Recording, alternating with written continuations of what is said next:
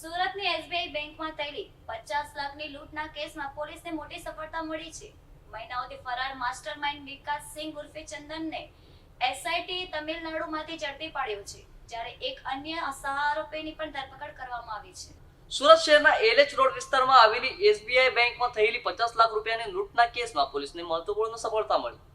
27 April 2026ના રોજ બપોરે લગભગ 1 વાગે બનેલી આ ઘટનાએ સમગ્ર શહેરમાં ચકચાર મચાવી હતી. ઘટનાના પગલે સુરત શહેર પોલીસ દ્વારા વિશેષ તપાસ ટીમ એટલે કે એસઆઈટીની રચના કરવામાં આવી હતી. ટીમે ટેકનિકલ સર્વેલન્સ અને સીસીટીવી ફૂટેજ અને ગુપ્ત બાતમીના આધારે તપાસ આગળ ધપાવી હતી.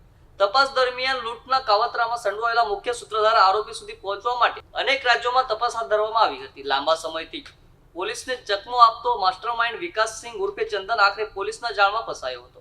એસઆઈટીએ તામિલનાડુ રાજ્યમાં સફળતા ઓપરેશન ચલાવી તેની ધરપકડ કરી હતી. તેની સાથે કેસમાં સંડોવાયેલા અને અન્ય એક આરોપીને પણ ઝડપી પાડવામાં સફળતા મળી હતી. પોલીસના જણાવ્યા મુજબ આરોપીઓએ લૂંટની ઘટનાનું અગાઉથી આયોજન કર્યું હતું અને બંને આરોપીઓએ કાયદેસરની કાર્યવાહી માટે સુરત લાવવામાં આવ્યા હતા. ત્યારે તેમની પૂછપરછ દરમિયાન વધુ મહત્વની વિગતો બહાર આવે તેવી શક્યતા વ્યક્ત કરવામાં આવી રહી છે.